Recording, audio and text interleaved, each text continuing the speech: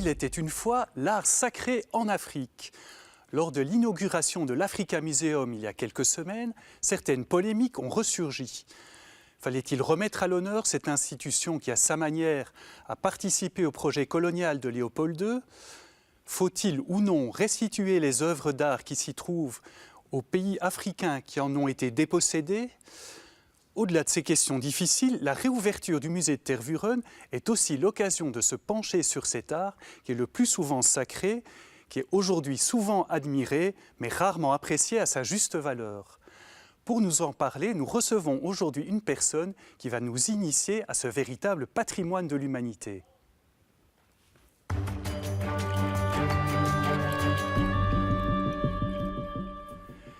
Clémentine Faïzouji, bonjour. Bonjour. Alors, il n'est pas facile de vous présenter en quelques mots, mais on peut souligner que vous avez une formation de philologue et d'ethnolinguiste. Vous avez été professeur émérite de l'Université catholique de Louvain. Vous êtes aussi écrivaine, mais vous vous décrivez volontiers comme chercheur en langue et culture fondamentale d'Afrique noire ou encore chercheur en symbologie africaine. Alors, une première question, d'où vous vient cet intérêt pour les symboles ? Oui, merci Christophe. Mon intérêt pour le symbole, c'est le même intérêt que j'ai pour tout ce qui est culture et langue d'Afrique noire.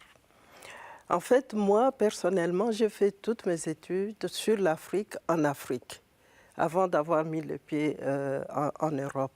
Ce qui fait que quand je suivais le cours d'anthropologie, de linguistique, ethnologie, les arts, et je rentrais à la maison et je voyais qu'on vivait de manière tout à fait différente de celle qu'on nous apprenait à l'université.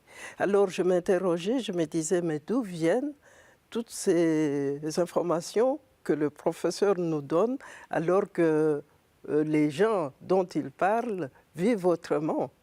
Et c'est comme ça que j'ai commencé à me poser des questions, et des questions de sens, ce que signifient ces objets, ce que signifient les langues, qu'est-ce que les langues traduisent, comment est-ce qu'elles traduisent les autres langues. Et voilà comment je suis devenue chercheur en langue et culture d'Afrique noire. Alors de fait, vous êtes originaire du Congo, mais vous n'avez pas seulement voyagé au Congo, enfin vous n'êtes pas resté au Congo plus exactement, vous avez voyagé dans d'autres pays d'Afrique, vous avez mené des recherches sur le terrain. Une petite question, comment se fait-il que les Européens, quand ils sont arrivés au Congo et ailleurs, n'ont pas perçu, on pourrait dire, la richesse des symboles, la richesse des langages africains? Souvent, les colons, même les missionnaires, les scientifiques, pensaient que les symboles étaient de simples décorations.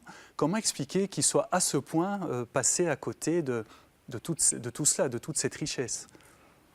Oui, je pense que la première chose dont on doit être conscient, c'est que ces personnes ne sont pas venues pour connaître l'Afrique dans le sens dont nous parlons aujourd'hui.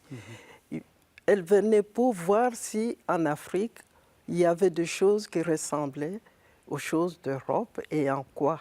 Parce qu'ils venaient compenser ce que les Africains n'avaient pas et qu'on trouve en Europe. Un projet de civilisation, au fait. Un projet de civilisation. Donc, en venant avec l'idée qu'il n'y avait rien en Afrique, ne pouvaient pas avoir l'idée de chercher ce qu'il y avait en Afrique, indépendamment de l'Europe. Donc, ils cherchaient en fonction de l'Europe, qu'est-ce qui existe en Afrique qui ressemble à ce qu'on a en Europe. C'est pour cela qu'ils ne pouvaient pas penser qu'en Afrique, il y avait des choses propres à l'Afrique et qui avaient un sens. Alors néanmoins, des fonctionnaires, des missionnaires ont trouvé pas mal d'objets d'art qu'ils ont ramenés d'ailleurs, et c'est ainsi que l'Africa Museum a été créé par Léopold II. Il vient de réouvrir il y a quelques semaines, on l'a dit. Alors si vous n'avez pas encore eu l'occasion de visiter l'Africa Museum, Corinne Owen et Jean-Louis Gios s'y sont rendus pour nous. Ils nous ont ramené un petit reportage que nous allons regarder tout de suite.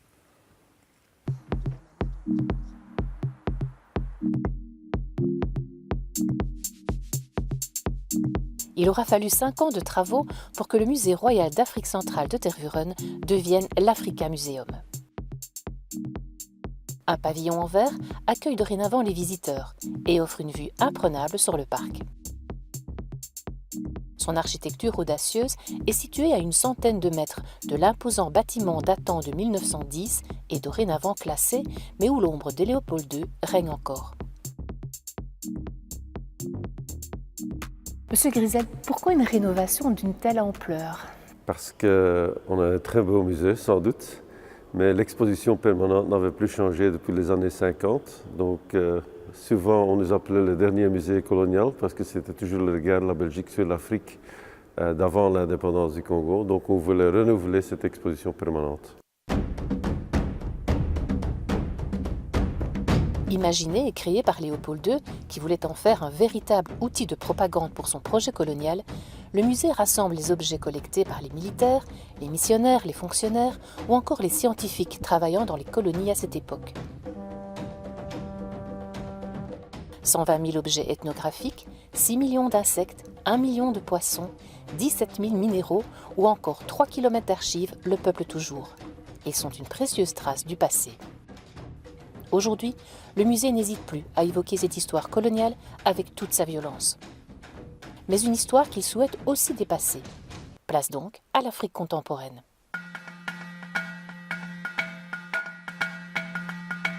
Alors comment est-ce qu'on arrive à concilier, par exemple, un musée qui parle de colonisation avec un musée qui parle d'Afrique actuelle? C'est possible, ça? Oui, c'est difficile parce qu'on a un bâtiment qui est quand même très historique, avec beaucoup de cachets coloniaux, avec la signature du roi Léopold un peu partout. Mais quand même, on a beaucoup de thèmes à aborder, comme la biodiversité, comme les ressources, comme les diasporas qu'on a voulu montrer dans le nouveau musée. Alors vous pensez que le passé ne peut quand même pas s'effacer? Le passé ne peut pas s'effacer, absolument pas. C'est aussi le slogan à l'entrée du musée.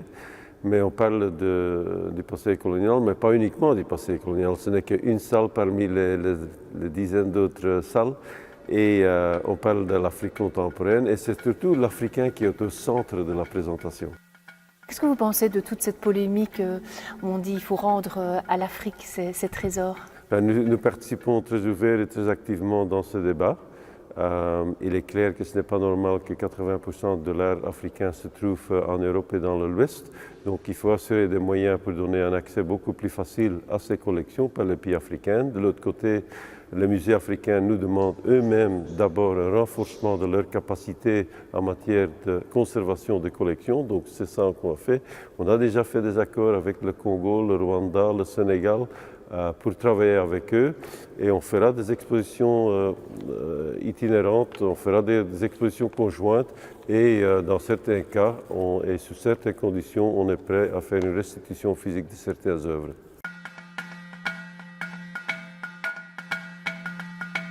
Pour vous, l'art africain, en quelques mots, qu'est-ce que c'est? C'est la beauté, c'est la créativité. Il n'y a rien qui dépasse l'art africain parce qu'il y a 300 groupes ethniques au Congo, chacun son style artistique. Et il n'y a aucun art dans le monde qui est aussi diversifié et aussi unique dans sa beauté que l'art congolaise. Un art à découvrir dans sa toute nouvelle scénographie où passé et présent continuent de s'affronter, de se compléter aussi et de construire l'avenir. Voilà, Clémentine Faïnzouji, on vient de l'entendre, un bel hommage du directeur à l'art congolais. Vous vous y êtes rendu vous-même, je crois, il y a quelques jours. Alors, on l'a dit aussi, certaines voix se sont élevées au moment de l'inauguration du nouveau musée pour dénoncer un petit peu ce qui serait encore toujours une glorification de l'entreprise coloniale. D'autres y voient plutôt, justement, peut-être une façon d'assumer notre histoire, pas seulement l'histoire du Congo, mais aussi l'histoire belge, et finalement de mettre en valeur un patrimoine congolais, mais également rwandais, burundais. Vous-même, comment percevez-vous cette réouverture de l'Africa Museum? C'est une bonne chose pour vous? Oui, sûrement, c'est une bonne chose. Pourquoi? Parce que ce musée existe. Qu'est-ce qu'on peut faire de ces objets? Rien. On ne va pas les brûler. Et pour le moment, on ne peut pas les rendre. Et on est en négociation pour savoir si on va les rendre et quand. Mais je trouve qu'un musée, dans l'absolu, un musée, sa mission, c'est quoi? C'est de contenir des choses vieilles, c'est-à-dire l'histoire d'un peuple, l'histoire d'un événement. Le musée de l'armée, c'est avec des armes, le musée de musique avec la musique. Alors, le musée de Tervuren, c'est tout à fait normal qu'il y ait des traces de la colonisation dans ce musée. Sinon, qu'est-ce qu'on pourrait mettre? On pourrait alors mettre, on peut créer un musée d'art africain moderne, contemporain, l'art individuel. Mais quand il s'agit d'objets comme ces objets-là, qui sont l'âme des peuples qui les ont fabriqués, qui en ont fait leur spiritualité, je pense que c'est normal que... C'est une façon d'assumer finalement son passé aussi. Et on l'a dit pour les Belges aussi, de pouvoir prendre conscience de cette période de colonisation. Quel regard portez-vous sur la colonisation? Vous êtes né dans le Congo avant l'indépendance. On a parlé beaucoup d'exactions, mais est-ce qu'il y a des choses positives aussi quand même qu'on peut retenir de cette période? Mais je pense que pour la question coloniale, il faut parler de quelque part. Parler de quelque part, c'est-à-dire, comme vous me posez la question, je peux parler en tant que professeur d'université, je peux parler en tant que mère de famille, en tant qu'intellectuel, tout simplement. On parle toujours de quelque part. Mais qu'est-ce qu'on peut dire si je parle maintenant en tant que professeur d'université, avec l'expérience de l'être humain que j'ai et du savoir que j'ai et l'information sur la manière de vivre des gens pendant cette période qu'on appelle colonisation. Personnellement, je ne peux pas dire que c'était une bonne chose, parce que entre-temps, nous avons acquis des connaissances sur l'homme, sur son développement, sur les conséquences de mauvais traitements. Je ne peux pas dire que c'est une bonne chose parce que des êtres humains ont été humiliés, des êtres humains ont été dévalorisés. Je ne peux pas dire que la colonisation est une bonne chose. Moi-même, je possède des connaissances maintenant qui me font comprendre que l'être humain ne peut pas être maintenu dans l'état où il a été maintenu pendant toute cette période-là sans avoir de séquelles. Et que ces séquelles sont des séquelles négatives. Donc, je ne peux pas dire que la colonisation est une bonne chose. D'autre part, à l'époque coloniale, ma famille, mes parents, parce que j'étais enfant, mes parents n'ont pas subi tout ce que beaucoup d'Africains racontent. Moi, je n'ai pas connu l'humiliation des parents. On était dans une catégorie sociale qui était la plus élevée pour les Noirs. Évolués, d'ailleurs. Oui, on nous appelait des évolués. Donc, il y a beaucoup de choses que je n'ai pas subies, moi, en tant que personne. Mais ce n'est pas parce que mes parents étaient bien, parce que mon père était dans cette catégorie sociale, il était respecté, que je vais dire que c'était bien. Donc c'est une question très complexe. On ne peut pas dire d'un bloc que c'était bien ou que ce n'était pas bien. Ça demande une approche nuancée. Oui, une approche nuancée. Alors je vous propose maintenant de plonger un petit peu dans l'art africain. On va ensemble vous montrer quelques images à l'écran. Nous allons découvrir quelques symboles que notre invité va commenter brièvement. Alors voilà, vous apercevez un premier symbole à l'écran. Alors Clémentine Faïnzouji, de quoi s'agit-il avec ce symbole? C'est un symbole qu'on trouve dans la région, un complexe culturel qu'on appelle complexe Luba, c'est-à-dire ça prend presque l'Afrique, le Congo central. Ce symbole est appelé la poule du village. C'est un symbole cosmique qui figure de manière stylisée une poule protectrice. Et vous voyez au sommet, c'est comme le bec, la partie du bec, et la queue derrière, et l'aile droite et l'aile gauche. c'est comme la position que prend une poule pour protéger ses poussins sous ses ailes. Alors, ce symbole de la protection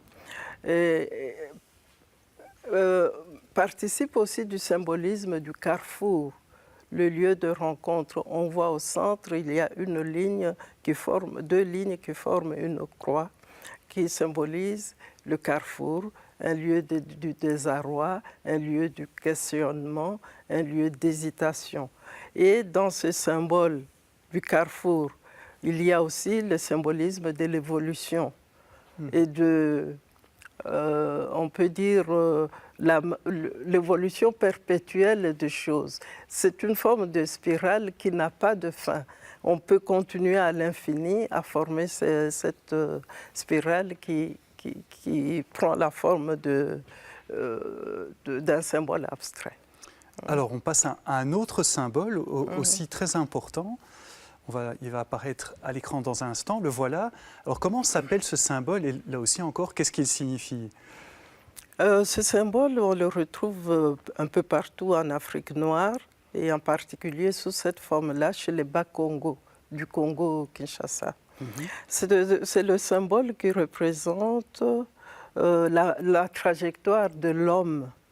L'être humain, quand il est sur la Terre, il est perçu comme quelqu'un qui vient au monde à l'est, on a vu à l'est, et qui, en suivant la flèche, après la naissance, entame une marche vers l'ouest, en passant par le sommet cosmique. On voit les rayons du soleil. Le sommet cosmique, c'est là où l'être humain atteint sa pleine maturité. Mais entre l'Est et le sommet cosmique, c'est l'âge où les enfants font ce qu'on appelle l'initiation, l'école traditionnelle. Ils apprennent, ils acquièrent des connaissances.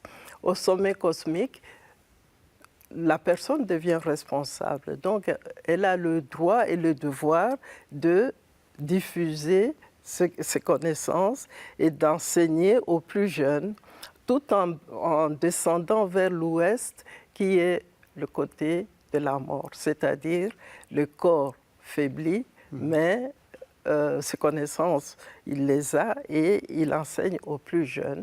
Et quand il atteint le sommet, l'ouest, c'est la mort physique. Mais il poursuit son voyage vers le sommet, le profondeur cosmique, c'est-à-dire le pays des ancêtres. Et là, il peut séjourner quelques jours ou quelques temps, un temps que personne ne sait mesurer, pour poursuivre de nouveau sa marche vers l'Est et renaître à nouveau. Voilà. Donc toute une philosophie, véritablement, toute une vision du monde qui est présente dans une œuvre, dans un symbole comme celui-là. On va passer à un autre symbole rapidement qui est très important. Ça représente une sorte de corne avec beaucoup de symboles. Voilà, justement, on en parlait tout à l'heure. On a longtemps pensé, on pouvait penser que c'était de simples décorations. Mais en fait, il y a tout un récit dans ce symbole. On ne va pas pouvoir évidemment le commenter très longuement, mais en quelques mots, de quoi parle-t-il?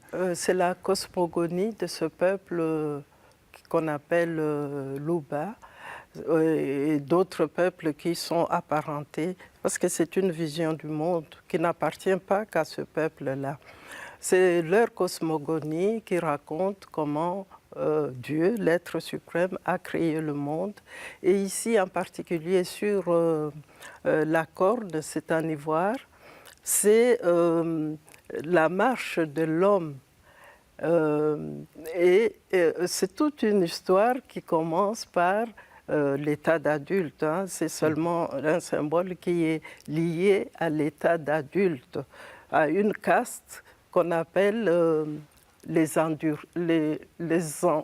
endurcis, c'est-à-dire les forts, les personnes qui ont atteint un stade où elles rendent service à leur société, indépendamment de leur famille, mais parce qu'ils ont prospéré grâce à leurs efforts personnels. Et c'est une caste qu'on appelle caste de forts. Alors, à partir de là, si quelqu'un atteint ce niveau-là, il peut demander d'entrer dans cette confrérie des éveillés.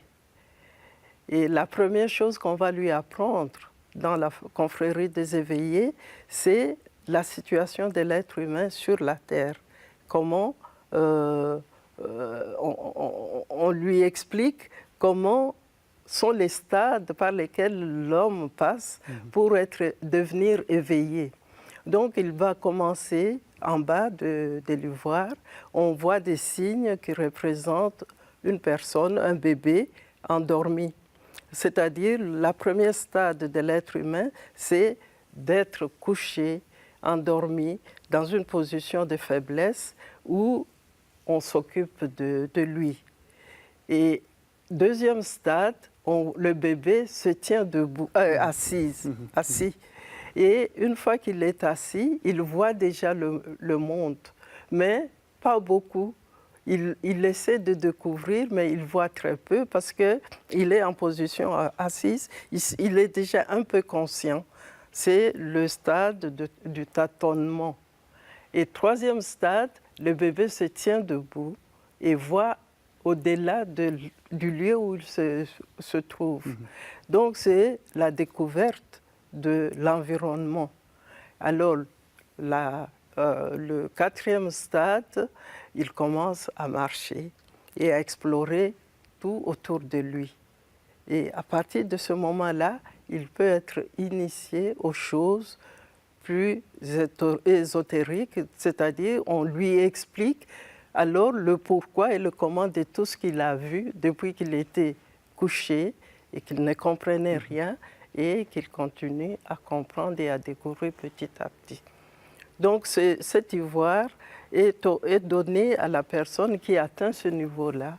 Parce qu'à partir de chaque stade, on lui explique alors la cosmogonie avec toute la signification de tout ce qui est dans l'univers. Voilà, on va voir maintenant une autre image, qui est cette fois l'image d'une personne qui est scarifiée. Alors c'est quelque chose qui peut faire penser un petit peu à des tatouages, mais justement, cette femme, elle porte sur elle un symbole qu'on retrouve sur la corde. Mais pourquoi est-ce que les personnes se scarifiaient? Quel était le sens on pourrait dire, de cette pratique qui pourrait un peu nous étonner, à nous occidentaux? Peut-être plus maintenant avec les tatous. Mais voilà, oui, ça n'étonne plus en Occident. Mais ces signes-là sont des signes sacrés aussi sur le corps, la modification corporelle. Et ça s'inscrit dans le cadre de la hiérarchie entre les choses. Au sommet, il y a l'être suprême et puis il y a les ancêtres et les esprits, et puis il y a des personnes qui sont capables d'être intermédiaires entre ces entités supérieures et leurs semblables. Ce sont les clairvoyants, les médiums, les géomanciens, tous ceux qui peuvent entrer en communication avec ce qui est au-dessus pour mettre en contact avec ce qui est en bas. Alors, cette femme-là est dans cette tribu-là, Mituku, du Congo. Ils reçoivent ce symbole, le grand symbole sur le front. Un cercle qui est la face diurne de l'être suprême. Le lieu par lequel, il peut entrer en contact avec les énergies d'ordre divin. Et c'est comme ça qu'ils ont ces signes sur le corps. Et les bras aussi sont les bras sont les symboles de la force, mais dans le sens élargi, sur le plan symbolique, c'est-à-dire celui qui est capable de réussir sa vie, celui qui est capable d'aider les autres, celui qui est capable... Alors, à partir de ce moment-là, ce sont les bras qui sont marqués de ces signes scarifiques. Donc tout un récit, encore une fois, alors qui est marqué vraiment sur la personne. Alors on vous entend, Clémentine Faïn-Zouji, en parlant de ça, on est vraiment dans la religion, la spiritualité traditionnelle africaine. Est-ce que c'est exact de dire que c'est de l'animisme? Qu'est-ce qu'il faut entendre par ce terme animisme? Oui, pour commencer, il y a la terminologie qui est un peu déroutante, animisme. Maintenant, beaucoup d'Africains ne veulent plus qu'on appelle leur religion animisme. Parce que, bon, c'est péjoratif, parce que c'est primitif. Mais personnellement, je trouve que c'est un mot qui convient le mieux. Parce que la création, les récits de création d'un peu partout en Afrique noire, disent que l'être suprême, quand il a créé l'homme et toutes les créatures, il n'y a pas de hiérarchie, hein, on ne sait pas qui a été créé en premier, mais il a laissé chez ces créatures des lieux de contact, des lieux de communication. Et ces lieux-là sont des lieux où il a mis un lien entre lui et ces créatures, ces liens qui font qu'on reste en contact avec lui en permanence. À partir de ce moment-là, toute chose créée est en contact avec son créateur et en même temps en contact avec toutes choses créées par ce créateur, parce que les autres choses ont la même énergie, le même lien, ce qu'on peut dire la même étincelle venant du même créateur. À partir de ce moment-là, cela va expliquer toute la philosophie africaine, d'être en lien avec ses semblables pour les rites et d'être en lien avec son créateur pour ensemble passer au rite. Voilà, ça c'est une des visions de l'animisme et que je partage parfaitement parce que je le suis. Et surtout ce lien à la fois avec son créateur, mais par le fait que le créateur nous a insufflé un peu de lui-même chez toutes les créatures et je suis en lien avec mes semblables. Clémentine Faïnzouji, nous arrivons malheureusement déjà au terme de cette émission. Il y avait encore beaucoup d'autres questions, mais on pourra se revoir. Merci beaucoup de nous avoir véritablement initiés à cet art africain et à la vision du monde qui le sous-tend. Chers amis, merci d'avoir été avec nous aujourd'hui. Si vous souhaitez revoir cette émission, rendez-vous sur Ovio ou sur le site catobel.be. Merci de votre fidélité et à très bientôt pour une prochaine émission.